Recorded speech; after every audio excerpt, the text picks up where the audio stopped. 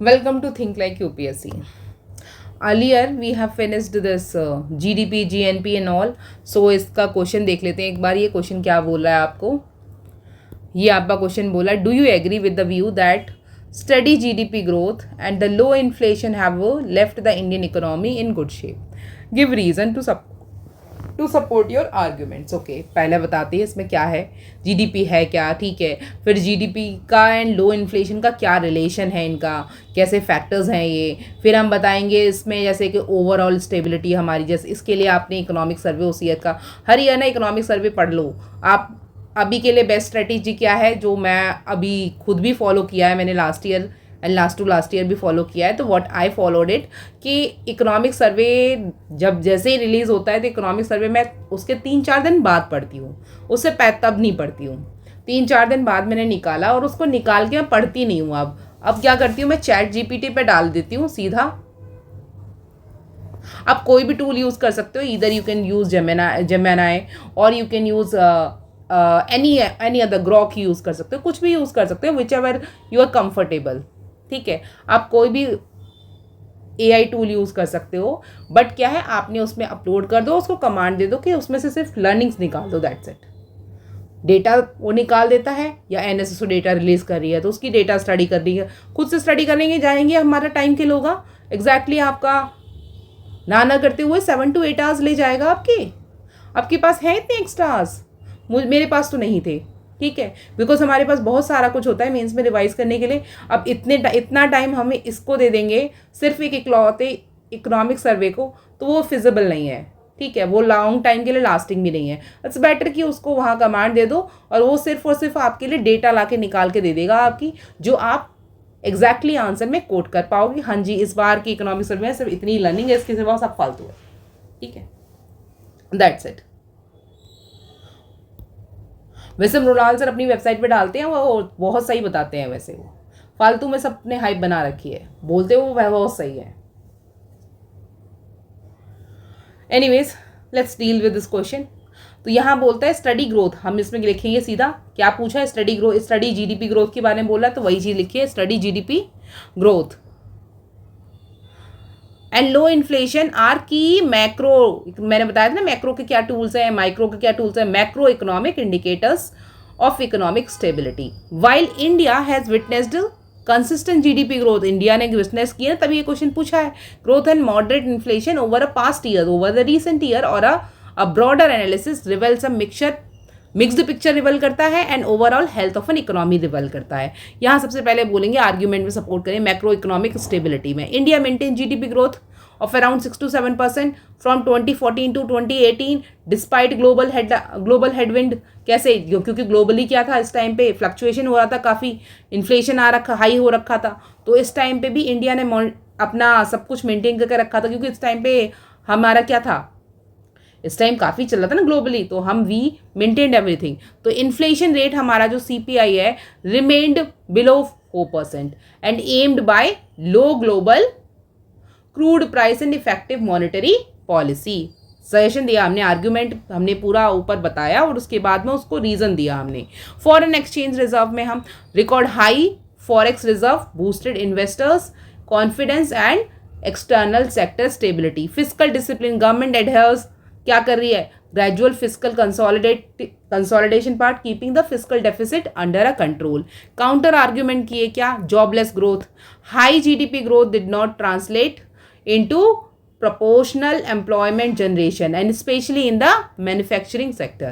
Rural and informal sector distress, farmers faced price crashes, informal sectors was impacted by demonetization and GST disruption. informal sector हुआ था, इस problem हमने देखी थी इस टाइम पे. Investment slumps, private investment remained subdued, affecting क्या, long term growth prospect. Consumption weaken हो गई, किस तरह से, demand slow down reflect in the auto sector crisis. अभी उसी ऑटो सेक्टर क्राइसिस के लिए दिल्ली गवर्नमेंट क्या लेकर आ रही थी, उस पॉलिसी को, हालांकि अब वो नहीं लेकर आ पा रही है उस चीज़ को. तो डिक्लाइनिंग कंज्यूमर सेंटिमेंट. ठीक है, क्योंकि कंज्यूमर के पास पैसा ही नहीं है तो ऑटो सेक्टर क्राइसिस पे जाएगा ही जाएगा ना. और मेजॉरिटी पहले यार इंडिया में सबके पास गाड़ियाँ नहीं थी, अब धीरे धीरे सबके घरों में गाड़ियाँ, घर में 4-4 गाड़ियाँ हैं यार. तो क्यों ज़रूरत है, क्यों खरीदेंगे और नहीं, अननेसेसरी क्यों एक्सपेंस करेंगे, कुछ और ले लेंगे, कहीं प्रॉपर्टी में इन्वेस्ट कर देंगे। Why will you buy car, क्यों खरीद रहे हैं, ऑलरेडी घर में खड़ी है ना, पहले नहीं थी तो इसलिए जीडी ऑटो सेक्टर ऊपर जा रहा था। अब क्या है, ऑटो सेक्टर क्राइसिस तो फेस करेगा ही, और यही नहीं, ग्लोबल डिमांड क्या है, राइज नहीं हो रही, डिक्लाइन हो रही है globally. While steady GDP growth, क्या हम कंक्लूजन बताएंगे, why GDP growth and low inflation reflect macro economic stability underlining a structural issue like employment, rural distress, investment slow down, indicate क्या कर रहा है Indian economy through the stable, it is not a fully healthy shape में नहीं, हमने बोले कि हमारी कंट्री में, इंडियन इकोनॉमी में क्या है कि फुल्ली ग्लोबली हम बहुत अच्छे हैं, लाइक हम डेवलप कंट्री नहीं है, ठीक है। एंड तो इस तरह से हमने बोला, फिर are more inclusive and sustainable growth strategy is needed, it is needed, ठीक है। अब हम देख लेते हैं कि what are basically challenges and all. यहाँ पे खैर ये मैं करा चुकी हूँ, पहले एक्सप्लेन कर दिया है मैंने, बट इसको आप पढ़ लेना, बिकॉज ये मैं अपनी दोबारा नहीं पढ़ा रही हूँ, मैं ऑलरेडी ये करा चुकी हूँ। What are the challenges in all, large sector in all, double counting all, तो ये मैं बता चुकी हूँ। जीडीपी की टर्मिनोलॉजी भी बता चुकी हूँ आपको, ये भी बता दिया था मैंने, ठीक है। Methods of GDP calculation I have already told you, दो ही मेथड है आपके, वैल्यू एड, आपके 3 मेथड है इस तरह से। वैल्यू एडेड मेथड में जिसमें प्रोडक्शन मेथड यूज़ होता है, ठीक है। इसमें आपका इनकम मेथड ये बताया था मैंने, एक्सपेंडिचर मेथड भी बताया था, ठीक है। फिर ग्रॉस वही जीवीए बताया था, जिसमें से माइनस कर दोगे इंटरमीडिएट इनपुट्स को, useful sector minus wise sector, use sector wise, तो एक भी इसके लिए एनालिसिस करोगे। जीडीपी वर्सेस जीवीए ये भी बताया था, ये सारा मैं करा चुकी हूँ। तो आपका यहाँ तक हो गया है, ठीक है। एक सेकेंड, अब इसको आगे हम देख लेते हैं। अभी हमने लिमिटेशन ऑल भी सारे देख लेते कि रीसेंट चेंजेस क्या है नेशन में, अकाउंटिंग के क्या है changes of base year from 2011 and 12, जहाँ पे शिफ्टेड फोकस कहाँ, जीवी at a market price and improve data collection using a multiple source. Limited क्या, लिमिटेशन ऑफ जीडीपी क्या है आपके, जीडीपी मेजरमेंट,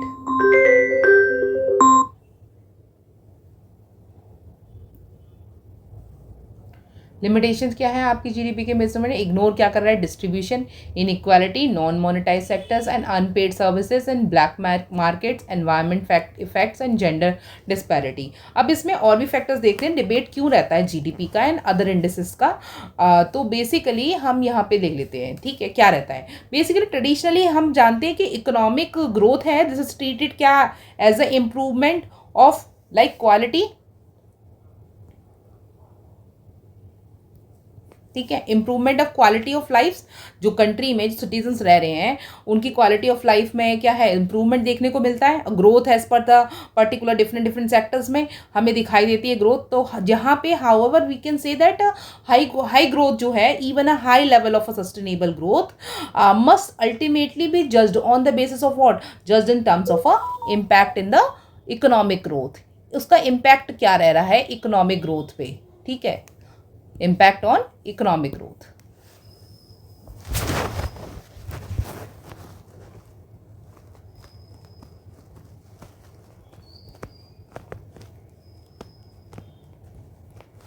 ठीक है, so this is all we will say कि जो इकोनॉमिक ग्रोथ पे जो उसका इम्पैक्ट रहता है, सेवरल कंट्रीज़ की अलग अलग है इकोनॉमिक ग्रोथ का।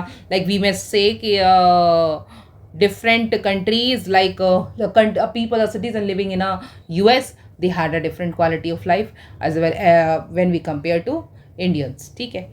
So we will say India has witnessed a rapid economic growth in last 2 decades में, पिछले 2 decades में इंडिया ने काफ़ी रैपिड इकोनॉमिक चेंजेस देखे हैं over the period of a rapid growth, जहाँ पे डिमोनेटाइजेशन ऑल हमने सब कुछ देखा। उसके बाद फिर कोविड-19 आ गया, वो भी हमने कॉन्सिक्वेंसेस उसके भी देखे, उसके भी लाइक काफ़ी सारे लोग बहुत ही गरीब हो गए। कुछ लोग उस टाइम पे अपॉर्चुनिटी जनरेट अभी जैसे AI and machine learning tools and में जिन्होंने एडवांसमेंट कर लिया, उनका इकोनॉमिक ग्रोथ अच्छा है उनका। तो दिस इज़ ऑल। तो हमने ये देखा कि यहाँ पे, और इससे हमें क्या पता है लिविंग कंडीशन है लाइक इम्प्रूव हुई है नहीं हुई है, इम्प्रूवमेंट किस तरह से किस कैटेगरी के लोगों में हुआ है वो हमने क्लैरिफाई किया। प्लस सोशल इंडिकेटर्स भी हैं हमारे, जो लिविंग स्टैंडर्ड्स को क्या फॉल किया है या राइज किया है कंपेयर टू अदर कंट्रीज। जहाँ पे overtaking in terms of economic growth, और यहाँ हम सारी बात कर रहे हैं इकोनॉमिक ग्रोथ की बात कर रहे हैं। फॉर एग्जाम्पल हम देखते हैं बांग्लादेश का, in terms of average income Bangladesh में क्या है, it is now about twice as rich in income, ठीक है, per capita as of Bangladesh, ठीक है। वहीं yet in terms of many typical indicators living in the standards and all, अगर हम उसको कैलकुलेट करते हैं, वी विल सी कि Bangladesh not only does has a better than India but it has considerably led over, वो काफ़ी ऊपर पहुंच गया है just in India head and 2 decades ago, क्योंकि वहाँ के क्या है, एक्सपोर्ट इंडस्ट्री, वहाँ जो आपकी कपड़े की इंडस्ट्री है, मैन्युफैक्चरिंग इंडस्ट्री है, वो क्या है, बूम पर है, वहाँ पे अच्छा चलता है वहाँ, ठीक है। अभी का करंट में भी थोड़ा सा फ्लक्चुएशन हुआ है due to Sheikh Hasina issues and all, but उतना भी ज़्यादा नहीं हुआ है, but the point is fluctuation थोड़ा सा देखने को मिला है बट ज़्यादा नहीं मिला है, अभी वो हब है, ठीक है। तो हमने क्या देखा कि लेवल ऑफ न्यूट्रिशन देख लिया हमने, इसमें एडुकेशन लेवल देखेंगे, vaccination and all, medicine all, hospitality, safe drinking water, इसीलिए गवर्नमेंट इन सब चीज़ों पे फोकस करती है, ठीक है। तो हमने एग्जांपल देखा बांग्लादेश का कंट्री का, तो वो काफ़ी आगे तक अच्छे हो रहे हैं, इम्प्रूव कर रहे हैं, तो उनकी जो स्टैंडर्ड ऑफ लिविंग है दैट इज ऑल्सो इंक्रीज्ड। तो अदर आर्ग्यूमेंट्स हम क्या दे सकते हैं against GDP as a parameter, to जज अ प्रोग्रेस, जीडीपी इकलौता एक पैरामीटर नहीं हो सकता टू जज अ दिस प्रोग्रेस। हम बोलेंगे जेंडर डिस्पैरिटी नॉट इंडिकेटेड, जिसमें जेंडर डिस्पैरिटी इंडिकेट नहीं हो रखी है, बिकॉज क्या बोल रहा है, जेंडर इनइक्वालिटी इंडेक्स क्या कर रहा है, divides in the recent year, divide हो गया है, ठीक है। Does not measure sustainability of growth, ये सस्टेनेबिलिटी ऑफ ग्रोथ को मेजर ही नहीं करता। ग्रोथ इन द कंट्री में ऑल्सो भी द कॉस्ट ऑफ किसका, कॉस्ट ऑफ हैफ्टी एक्सप्लॉयटेशन, जहाँ पे हम माइनिंग एंड ऑल कर रहे हैं, एक्सप्लॉयटेशन ऑफ किसका, नेचुरल रिसोर्सेज का, नेचुरल रिसोर्सेज का।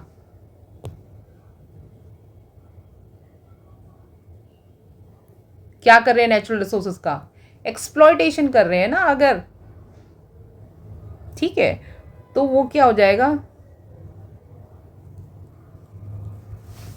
अगर हम नेचुरल रिसोर्स का एक्सप्लॉयटेशन कर रहे हैं तो क्या होगा, जीडीपी का ग्रोथ ऑफ अ कंट्री नहीं मेजर कर सकते ना। Condition of poor is not indicated, GDP में कंडीशन पुअर की इंडिकेट नहीं करते हैं। फॉर एग्जांपल लेट्स सी कि Indian economy growth rate is 7.8% suppose, या 8.9%, पर डिकेड्स में हम क्या है, फूड इन्फ्लेशन हाई हो रहा है, was at the highest level adversely. तो एडवर्सली अगर जैसे अभी दूध का प्राइस है, सपोज मिल्क का प्राइस है 28 टू, मतलब बेसिकली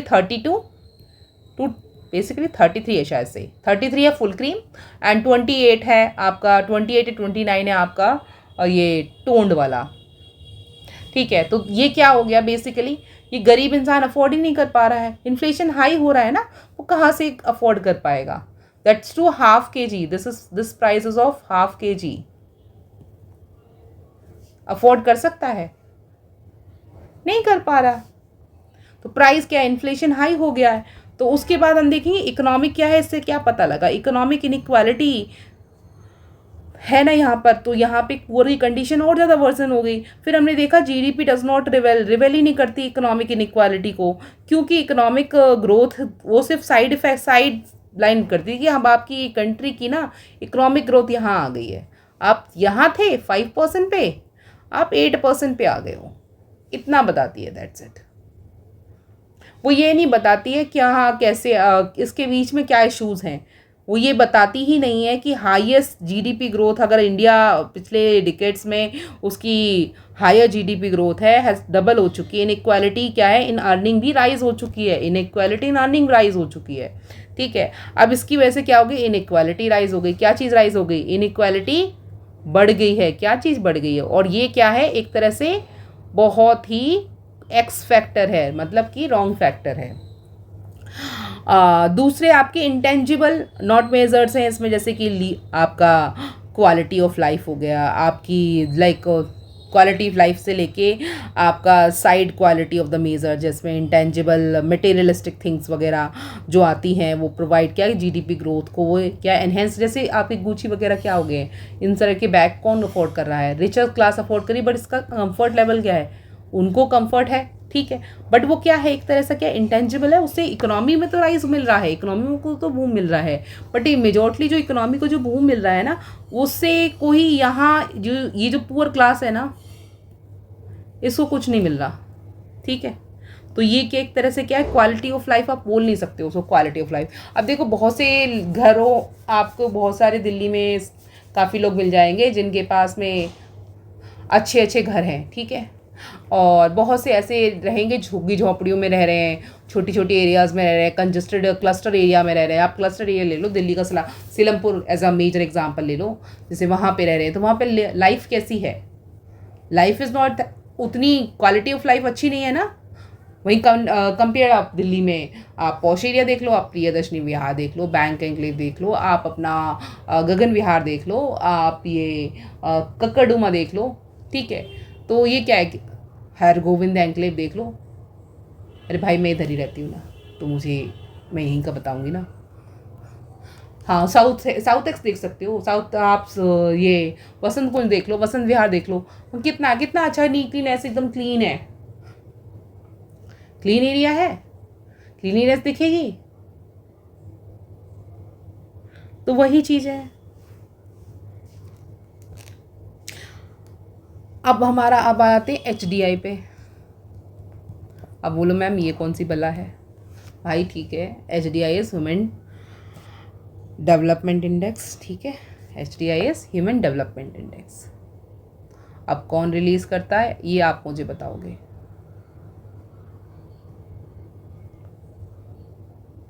यार कुछ तो बताओगे कमेंट में, और कर दिया करो कमेंट या लाइक।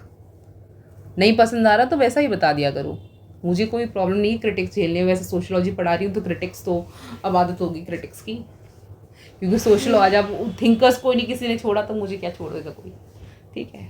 तो I don't mind if you criticise also the way I teach you, that also doesn't matter, but the point is वो मेरे को सिखा के ही जाएगा कि मुझे नेक्स्ट टाइम में मैं जब लेक्चर अपलोड करूँ तो मेरा लेक्चर में कुछ अच्छी क्वालिटी आपको मिलेगी। अगर कुछ कमियां हैं इसमें तो you can let me know कि मैम आपने ये वाला टॉपिक अच्छे से एक्सप्लेन नहीं किया, please can you explain it again, I will explain it again. अरे मुझे मैम मत समझ लो यार, अपनी बहन समझ लो, बड़ी बहन समझ लो, छोटी बहन समझ लो, जो समझना है समझ लो यार। बट भाई मैं शादीशुदा हूँ, बच्चे वाली हूँ, तो डोंट वरी, ऐसा गर्लफ्रेंड वगैरह का ऐसा कुछ सोचना मत। I'm already married. I have a very nice husband, and I am in love with him. So I don't need. और जो लोग रखते हैं एक्स्ट्रा मैरिटल अफेयर, उनसे मेरी रिक्वेस्ट है, भैया क्यों रखते हो, क्यों ज़रूरी है। HDI, आप मुझे क्या बताओगे इसमें HDI में कि ये कौन रिलीज करता है। नहीं तो मैं बता सकती हूँ, पर मैं बताऊंगी नहीं, यहाँ पे कल लिखूंगी इसको, ठीक है। तो ह्यूमन डेवलपमेंट इंडेक्स जब फर्स्ट टाइम रिलीज होता है तो उसके बाद उसमें हमें पता लगता है, पैरामीटर्स देता है ये हमें कि स्टैंडर्ड ऑफ लिविंग क्या है, नॉलेज कितनी है, फिर 2/3 आपकी वेटेज एजुकेशन पे है या नहीं है। तो इस सब चीज़ों को वो क्या करता है, स्टडी करता है। उसके कुछ पैरामीटर्स होते हैं, जैसे लाइफ एक्सपेक्टेंसी ऑफ बर्थ होती है, या फिर स्कूलिंग के ईयर्स हो गए जिसमें आपकी एजुकेशन होगी, या फिर आपकी एक्सेप्टेड ईयर्स जहाँ पे आप स्टूडेंट्स हो, आप फिर gross national income per capita, फिर आपकी लिविंग स्टैंडर्ड काउंट होती है, ठीक है। हेल्थ फैक्टर एक जनरल फैक्टर है। तो बेसिकली यहाँ पे आपके 3 डोमेन ऊपर मेन होते हैं, उसके बाद में आपके 4 इंडिकेटर्स होते हैं, 3 डोमेन्स होते हैं, डायमेंशंस होती हैं। कौन कौन सी 3 डायमेंशन होती हैं, हेल्थ, इसके 3 डायमेंशन होती हैं, हेल्थ, एडुकेशन, तीसरा आपका हो गया लिविंग स्टैंडर्ड।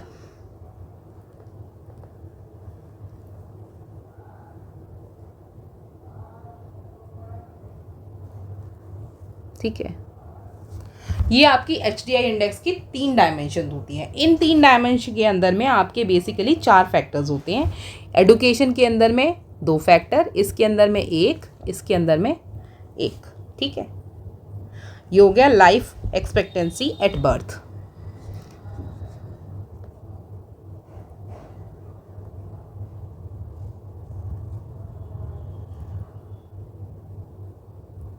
ठीक है, एडुकेशन आपका mean year of schooling, main year जो होते हैं, मीन मीडियन मोड तो निकाला होगा क्लास 10th में।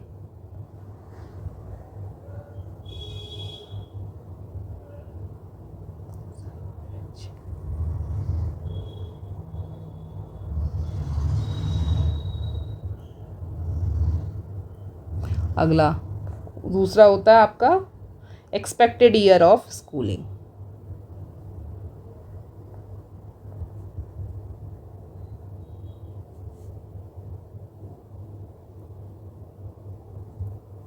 ठीक है, लिविंग स्टैंडर्ड में आप क्या ले सकते हो, gross national income per capita,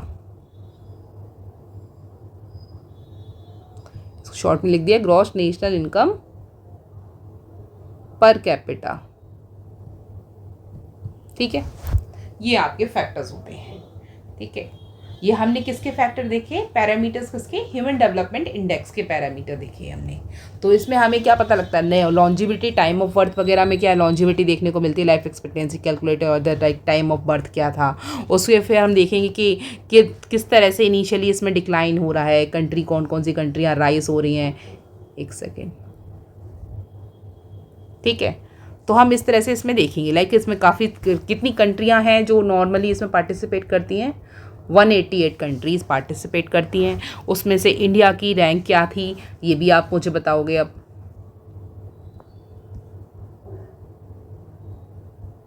आपने क्या क्या बताना है, HDI इंडेक्स कौन रिलीज करता है, इंडिया की करंटली रैंक क्या है। ठीक है, फिर जेंडर इनइक्वालिटी क्या है,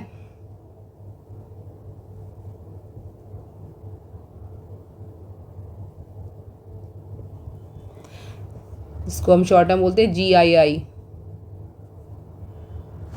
जेंडर इक्वालिटी क्या है। ठीक है, तो जेंडर GII क्या है, इक्वालिटी इंडेक्स क्या करती है, ये यहाँ पे भी आपके कितने 5 इंडिकेटर्स होते हैं जेंडर इनइक्वालिटी में।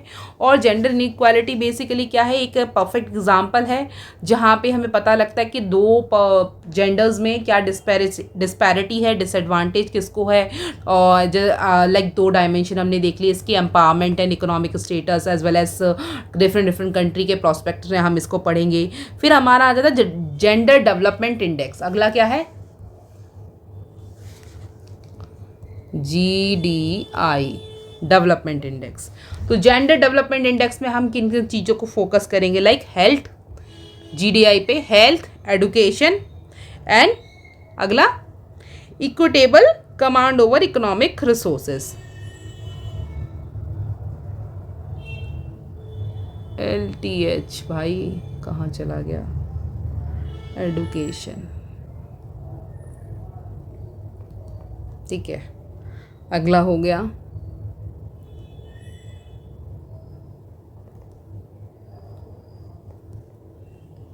Equitable command.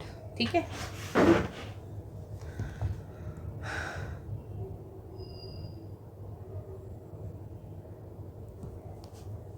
Over economic resources में इक्विटेबल कमांड के लिए। तो लाइक हेल्थ में हम मेजर करेंगे फीमेल और मेल की लाइफ एक्सपेक्टेंसी क्या है एट बर्थ, और एडुकेशन हम मेजर करेंगे फीमेल प्लस मेल की एक्सपेक्टेड ईयर ऑफ स्कूलिंग क्या है चिल्ड्रंस की, फीमेल में और मेल में क्या है, एडल्ट एज क्या है इसमें, और दोनों की एम्प्लॉयमेंट एक्सेसिबिलिटी क्या है। ठीक है, एडुकेशन हो गया, एडुकेशन के फैक्टर में देखेंगे। फिर हम इकोनॉमिक रिसोर्स में देखेंगे फीमेल एंड मेल की इनकम अर्न किस बेसिस पे है। फीमेल की इनकम जैसे हम मेजॉरिटी बोलते हैं pink collar jobs are associated with the female, जैसे स्कूल में मेजॉरिटी टीचर्स क्या मिलेंगे आपको, फीमेल मिलेंगे। जो जूनियर ब्रांचेस में जो टीचर्स मिलती हैं मेजॉरिटी फीमेल मिलेंगे। और आज भी इंडिया में ना मेजॉरिटी टीचर्स की teaching profession is majority holistically develop dependent on whom, female. I don't know but female अच्छी टीचर्स हैं यहाँ पे, बहुत सारी मिलेंगी। मेरी भी फेवरेट टीचर रही है स्कूल में भी कॉलेज में। तो मल्टीपल डायमेंशन पॉवर्टी इंडेक्स हम देखेंगे, multiple dimension poverty index MPI जो होता है, ये एक इंडिकेटर होता है डिप्रिवेशन किस चीज़ को करता है, house hold and individual level को करता है, हेल्थ एजुकेशन पे या फिर स्टैंडर्ड ऑफ लिविंग पे। तो MPI ऑफर करता है variable development in income based poverty में, पॉवर्टी मेजर में। जब हम इनकम बेस्ड पॉवर्टी मेजर करते हैं तो उस पर हम MPI के अकॉर्डिंगली करते हैं। इनइक्वालिटी जो हम आगे देखेंगे ना ह्यूमन डेवलपमेंट इंडेक्स में, ह्यूमन डेवलपमेंट इंडेक्स में जो इनइक्वालिटी एडजस्टमेंट देखेंगे, तो यहाँ पे HDI तो जो करता है, नॉट ओनली ये सिर्फ और सिर्फ average achievement of a country of a health and education and income नहीं देखता, but also those achievements are किस तरह से वो अचीवमेंट को वो डिस्ट्रीब्यूट करते हैं पॉपुलेशन में, वो भी फोकस करता है। पर what is green GDP? This is a new term and it is currently also in a news. ठीक है, ग्रीन GDP कुछ तो समझ में आ रहा होगा। GDP ग्रीन से मतलब, ठीक है, ग्रीन GDP।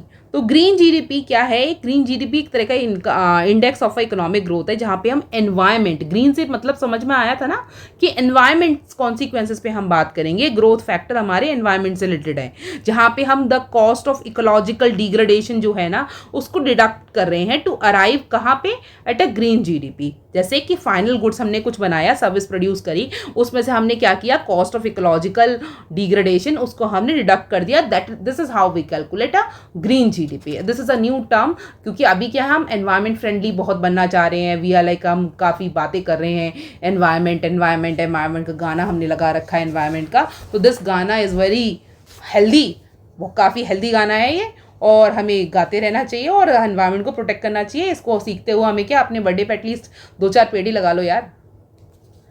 तो उससे क्या, एक तरह से हम कंट्री में क्या है, पेड़ तो लगा ही रहे ना, क्योंकि दिल्ली जैसे शहर में पेड़ बहुत कम है,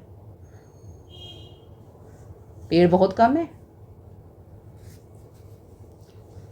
तो GDP हमारा जो है ना ग्रीन GDP, कैलकुलेशन किस पे करता है? डेवलप्ड कंट्रीज़ का, किसमें? जैसे ऑस्ट्रेलिया वो ले लिया आपने एग्जांपल, कनाडा ले लिया, चाइना ले लिया, कोस्टा रिका ले लिया, वन ऑफ काफ़ी अच्छा एग्जांपल है Costa Rica, Indonesia, Mexico, Papua new Guinea. Papua new Guinea एक कंट्री है, एंड US। ऑल्दो यहाँ पे हमें देखने को मिलेगा these efforts have result in the regular reporting of the result. तो यहाँ पे इन 2009 में हमने देखा था, 2009 में, कि government of India has also announced it intention. इसने अपनी इंटेंशन को अनाउंस किया था, जहाँ पे उन्होंने फोकस किया था।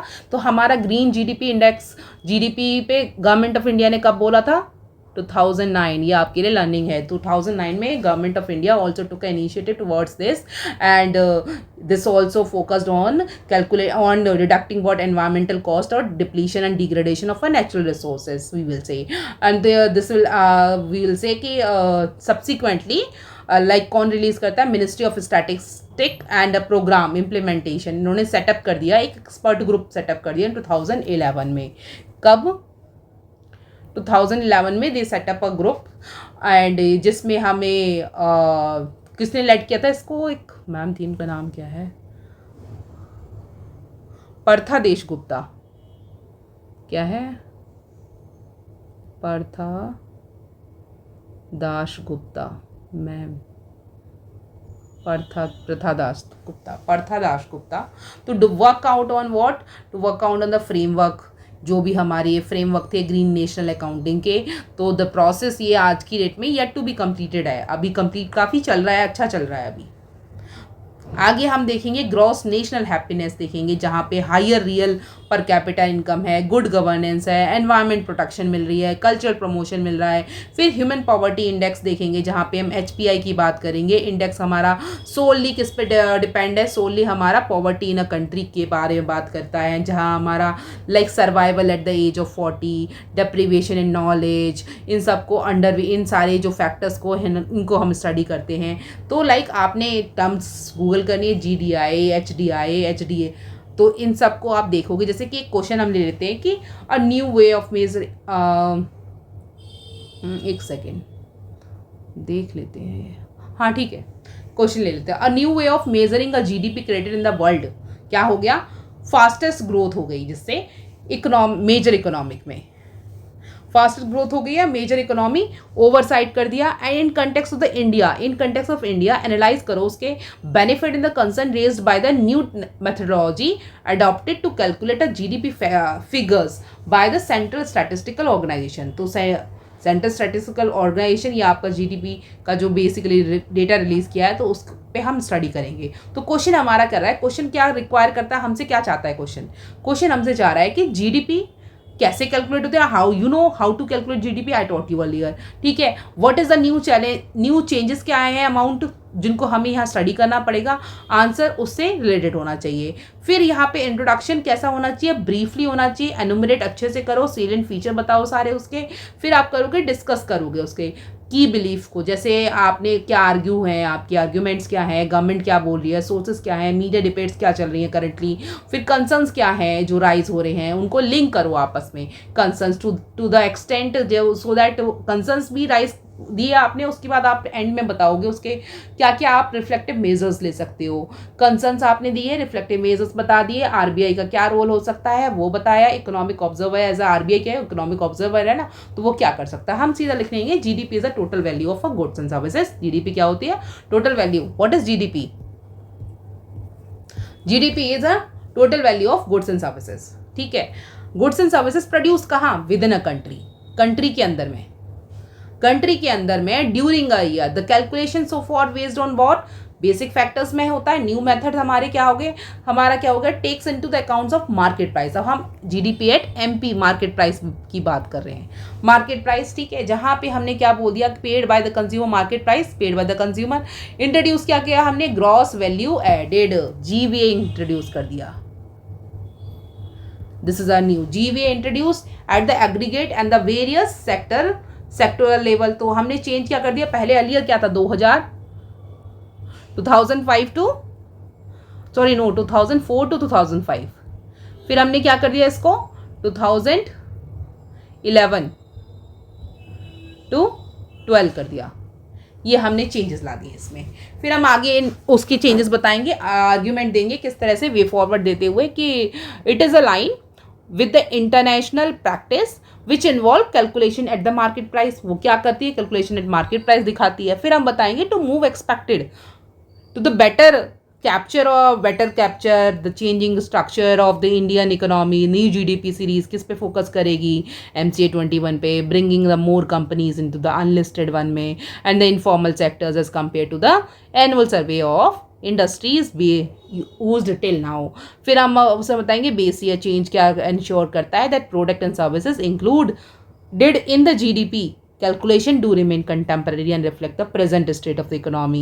For example, we will say that the latest change in the base year include the recycling industry which didn't figure in the earlier GDP consumption computation basically. फिर हम बोलेंगे कि ग्लोबल इन्वेस्टर है हमारे, वो जो हैं वो यूज़ करते हैं ग्रोथ प्रोस्पेक्टस को to number the as well as to allocate as well as to investment allocation. हमारे ग्लोबल इन्वेस्टर्स जो होते हैं वो इन्वेस्टमेंट कंट्री में देने से पहले इन सब सेक्टर्स को देखते हैं।